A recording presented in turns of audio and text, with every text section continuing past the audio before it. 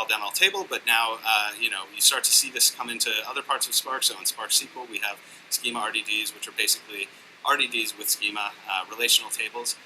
Something like a data frame in Pandas or R is starting to come into the Spark ecosystem, and that's really great to see. And this is another example, I think, of potential for multiple parts of the ecosystem really working together. So using Spark SQL tables as inputs to ML algorithms and feature extractors, for example, is something that I think makes a lot of sense. The next piece is sort of standardizing the interfaces, both for models and for parameters and so on.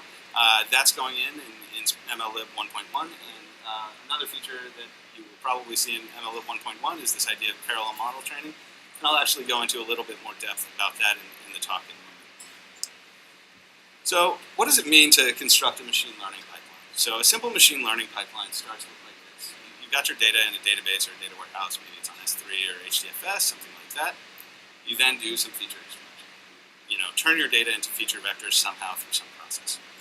And then you feed those features into some model training procedure. So fit an SVM or learn a decision tree. And then finally, you end up with some notion of final model. And this is the thing the object that you can ship around and make predictions with as users click on things on your web pages or classify, hey, that's a bird in that image. And so this is the thing that you could use to sort of make predictions. So in reality, though, constructing these pipelines is sort of a highly iterative procedure. So you have this, you'll evaluate your model, and suddenly, the error will be junk, and you'll realize you need to go back and add some new data. Maybe you need to try a different feature extraction procedure, or maybe you need to experiment with different kinds of model families. So maybe it's fitting an SVM instead of logistic regression or something like that. Fiddle with the hyperparameters that make the model work or not. So like I said, this is an iterative procedure, and our grand vision is to sort of automate the construction of these pipelines. So this trying a bunch of different knobs to turn and so on is a very manual process, and something that we think that the computer can automate pretty well. So, but that's kind of an impractical thing to do all in one shot. So we're starting with one aspect of this iterative procedure, this pipeline, building these pipelines, and that is model training. So this is what we mean when we're talking about automated model selection or automated model search. So what are the different model families I should be trading off between, and what are the different knobs of those families I should be fiddling with? So just to give everybody a refresher on what I mean when I say training a model, fitting a model. Well, what I mean is estimating some statistical parameters that are useful for making predictions. So in practice, what this looks like is over my data set, I might compute some kind of delta to my model, my current model, and update it. So this is things like gradient methods and stochastic gradient descent. You also see a very similar kind of procedure when you're doing things like decision trees. So you compute some delta to the histograms and you update them. But this is sort of an access pattern. This is a bunch of sequential scans over the data in practice in order to fit a model that works pretty well. And so the math might be different between each of these model families, but that access pattern is something that we see over and over again. So in practice, what this means with Spark is, on a reasonably sized cluster, we can, take a few, tens of passes over our data and fit an SVM on 200 gigs of data on a 16-node cluster in maybe a couple of minutes. So that's kind of the number I would keep in mind, reasonably big data set, a couple minutes to fit. So the tricky part is that, as I mentioned, if we had only one, statistical procedure that we used to build models, maybe it was just, if we only knew about logistic regression, our task would almost be done, But in fact, we have a bunch of different, reasonable classification models that we can use. So logistic regression, SVM, tree-based, there's a whole slew of acronyms that I could throw at you, and I won't. And then each of these algorithms also has a set of hyperparameters to do. So these are those little knobs that make, your model fitting just right or totally wrong. And actually setting these in practice is often fairly experimental. The other portion is this feature extraction and featureization. And again, that's not what the focus is today, but it's important as another dimension to keep in mind when you're building these pipelines. So maybe I should try different text features if I'm fitting a text processing pipeline. So n-grams, how big is the n? Or TF-IDF, how many terms do I go out to when I'm fitting my pipeline? Similarly, for images, there are similar trade-offs to make. And then there are these sort of domain-independent trade-offs that you can make as well. So again, with model search, we're really focusing just on algorithms and hyperparameters. So how do you actually do this? So it turns out in practice, people are doing this all the time. And one approach is to sort of try it all. So I have on the right side of the slide here, two hyperparameters I might want to tune, say learning rate and regularization for something like logistic regression, so L2 or something like that. And each of the points on this space represents a potential setting for the hyperparameters in this model. Maybe the best answer is learning rate somewhere and regularization somewhere in that lower right corner. Now, in order to find that, I might actually have to try and fit several models. So I might try and fit a model in this corner and that point and that point and so on. And this is an approach called grid search. You can kind of imagine the nested for loops in your head sweeping over the space.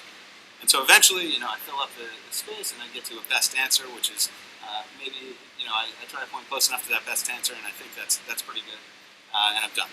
And so this is with 2 dimensions. You see how many red dots there are on my screen. You can imagine as you add dimensions to this hyperparameter space, that space starts growing exponentially, and that volume gets really big really fast. And so, given that these models are expensive to train, perhaps there's a better way that we can train models in reality. I'm going to propose a better approach, which is the one we studied, which takes advantage of 3 basic optimizations. So first is better resource utilization through batching. So instead of training 1 model at once, I might train 4 or 10 models at a time, and you're going to see why we can do this almost for free. I'm going to talk about some algorithmic speedups. So instead of training every single model to completion, take advantage of the fact that we know that model training is an iterative process, and we can maybe stop some models early. So maybe some models don't get trained to completion, and we can train more in the same amount of time. And I'm going to talk about sort of better search strategies. So instead of walking over this entire grid, maybe I can do something to get me to that best answer more quickly than this would. So for the remainder of this talk, I'm going to talk primarily about these 3 optimizations. So first is this idea of better resource utilization through batching. So the key idea here is that, at least in today's computers, processors are significantly faster than memory.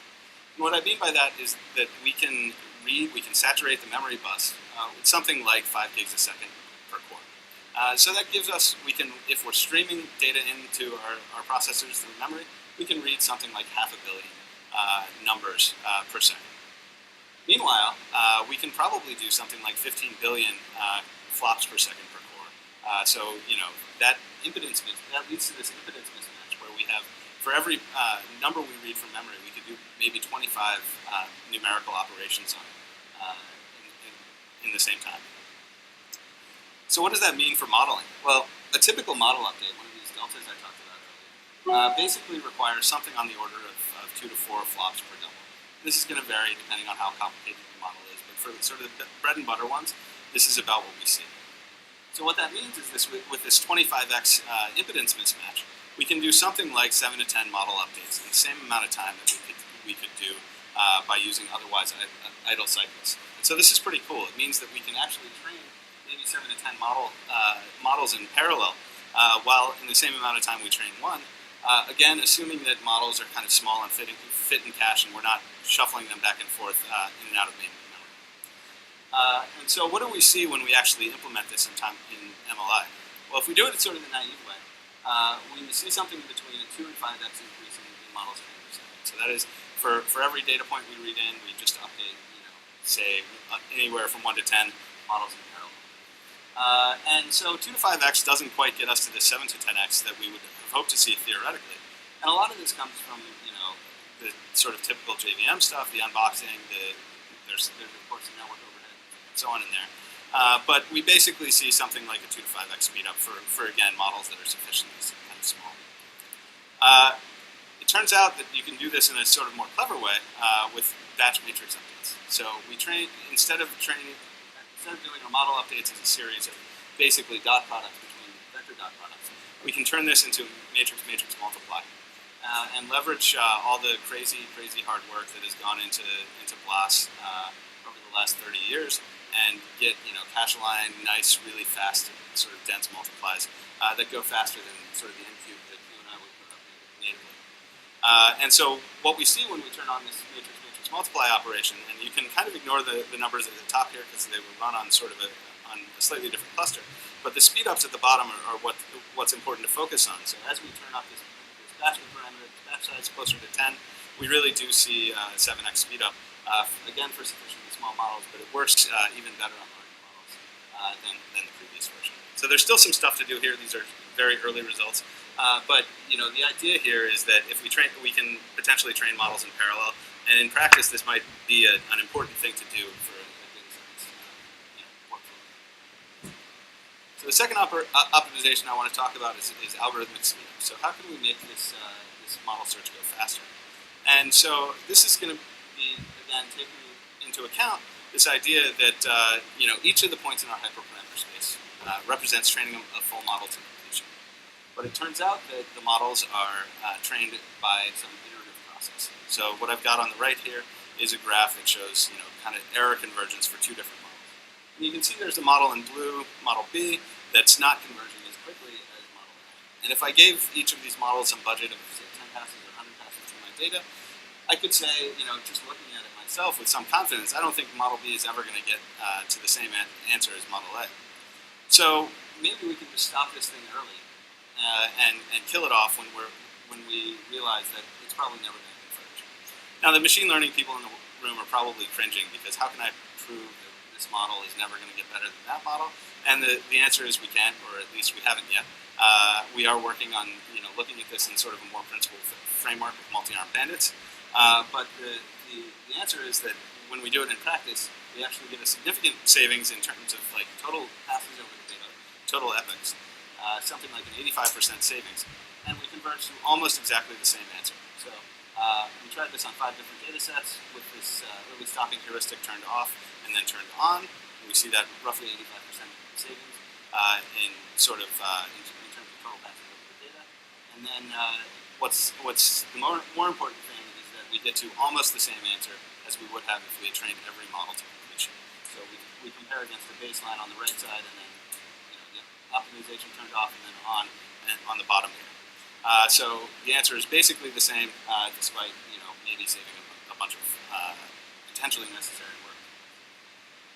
So the other thing, there are lots of other things we can do to sort of accelerate convergence. So using fancier methods like accelerated gradient methods, AdaGrad or LBFGS, could speed up convergence quite a bit. These are things that LBFGS is now in dmlib, and we should just turn this thing on. So finally, the last bit of optimization I want to talk about here is improved search. So the question is sort of what search method should we use to go over this hyperparameter space?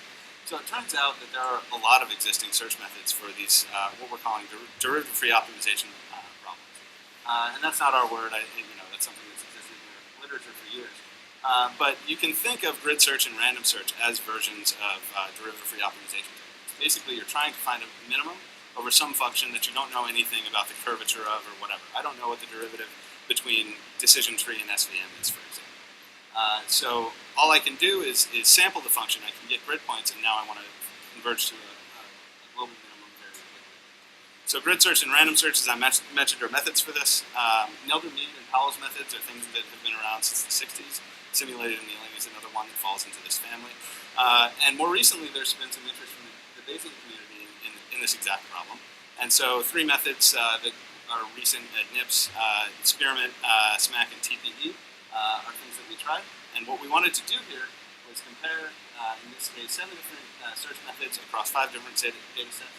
And I apologize, the chart is kind of confusing, but what we want to see is bars that are red. So on the left side, we have the fewer number of function calls in red, higher number of function calls, 15 up to, say, 600 in purple.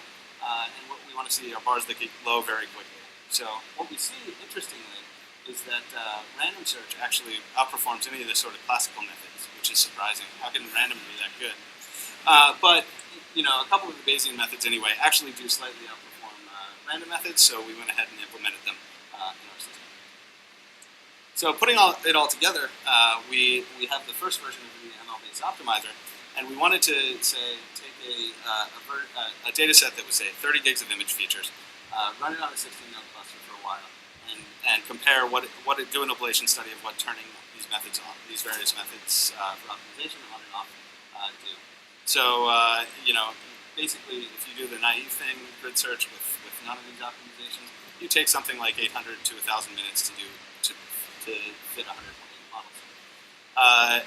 Now, when you turn on both batching and this early stopping, and use, say, TPE or the random search, you finish much faster. So something close to 100 minutes.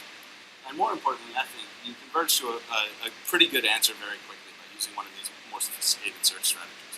So you get to a good answer, within an hour, I guess, in these experiments, as opposed to potentially taking days of computation time, which is the difference between your lunch break and a weekend job running in a practical setting. So that's pretty exciting. So then the question is, of course, does it scale? Model search and scale, I guess, is the title of the talk. So the answer, yes, it scales. We run on a 1.5 terabyte data set on 128 nodes. This is thousands of passes over the data doing the search procedure, and we can get to a good answer within 11 hours. Again, versus what would be a week of time if we just did the naive thing. So that's kind of exciting. Okay, so I've given you an overview of kind of the work we've done on the model search pipelines. I think I have at least a few more minutes. So I want to talk a little bit about real-world pipelines. So this is sort of the future direction for our research. So earlier in the talk, I gave you this picture of a simple machine learning pipeline. So data to feature extraction to model training to final model. And that's kind of nice, and we focus just on what we could do if we really, we had all the degrees of freedom we wanted on this model training thing. Really search through it. So what does a real machine learning pipeline look like? Well, here's one that we coded up that looks a lot like, that's a sample image classification pipeline based on some work from Adam Coates and Andrew Ng back in 2012. And you can see that this starts to look a lot more complicated than that little 4 boxes that I showed you. In particular, we have this test area down on the bottom. We have a series of steps going on at the top. We have a second machine learning method, k-means, as part of the feature extraction pipeline, and then there's also this linear solver thing on the right side. And so it turns out that each of these boxes may or may not have its own hyperparameters to tune. So suddenly that search space of how do I find the model that actually works as a classification model given my data gets big very quickly. So things like how big is the convolution window, how big are my pools, what different polynomials do I apply to my data after I do the pooling step, again, which linear solver do I choose given my data. These are all things that the user would have to decide, and that we hope to automate shortly.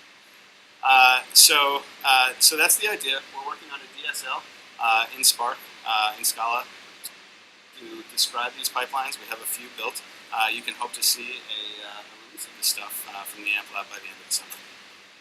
So in future work, we're working on thinking about choosing between model families, so maybe looking at multi-arm dense as a way of doing this. We're training lots of models together at the same time, so maybe there are some ensembling methods that we can use. So we're training all these models. We might as well use them and kind of use the insight they give us for free. We may want to leverage sampling, so it may not make sense to fit to your entire data set always. In practice, I've seen people take a subsample of their data, fit a model that kind of works, and then scale it up and apply it to the full 200 data set.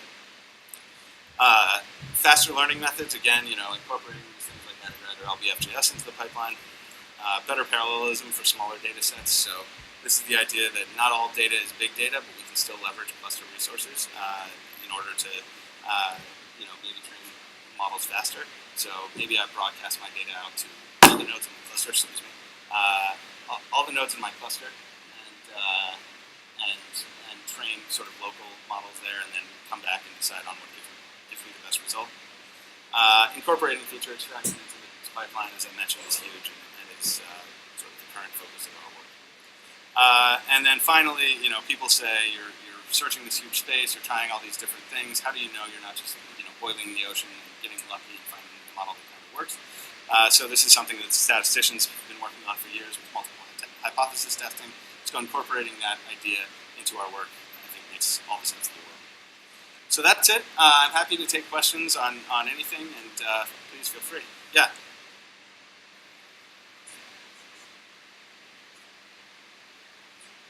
So do we compress matrices? That's going to depend on which size and shape you're talking about. So when we're doing our dense work, generally we're not compressing our matrices, at least not when we're doing the operations on them. With sparse matrices, we do CSR type encoding to get tighter stuff. Jean-Marie gave a talk yesterday about the sparse matrix support in dmlib, so I encourage you to check out that video if you haven't seen it. So we vectorize the operations. We don't vectorize the communications. I mean, we vectorize the communications to the extent that we don't send a byte at a time. We send full objects. Does that answer your question? Yeah. So we take advantage of the built-in BLAST libraries to do vectorized operations whenever possible. Yeah.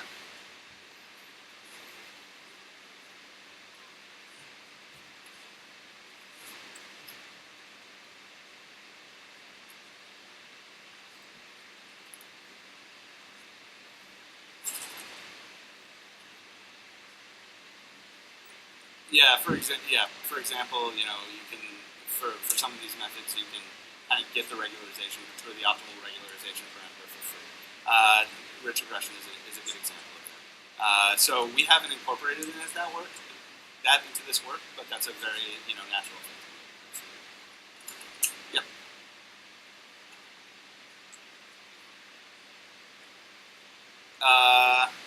What do you mean by customization?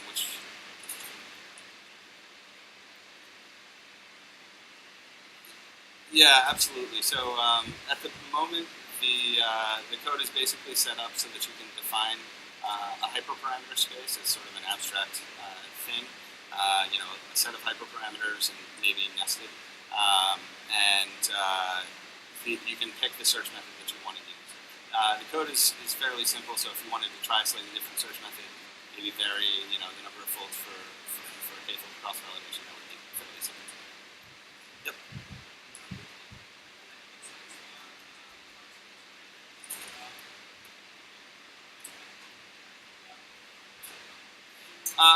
So it was a little surprising that the experiment method didn't work for us. We're in conversation with the authors on that one to figure out what the discrepancy there is. Between the SMAC and the TPE, which are the two search methods that seem to work really well in our hands. TPE is sort of simpler. It basically starts with a random search and then hones in on the area that seems to be giving it the most juice via basically setting up two distributions and sampling from one that seems to have better performance. SMAC does a random forest-based approach, which my intuition is that would work better as you start to collect lots more data points. You get to sort of a more fine-grained view of the search space. But we're really operating in the regime where you've got low tens to maybe 100 data points to choose from. Yep, back there.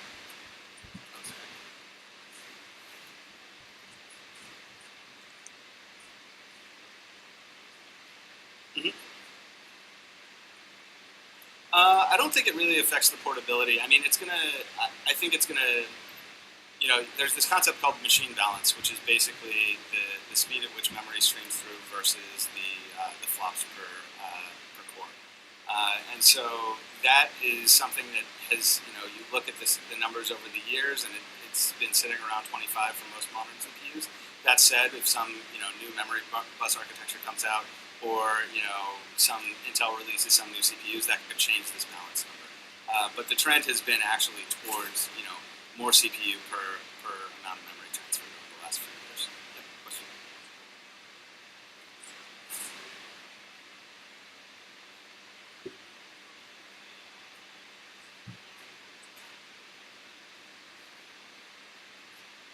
Yeah, so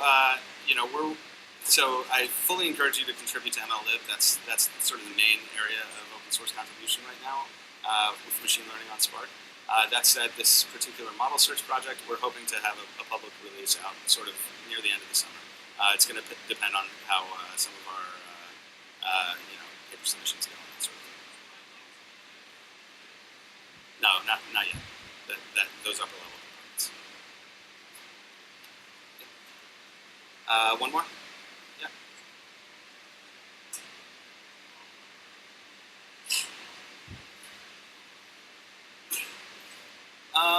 Yeah, I mean, so in this case, we've kind of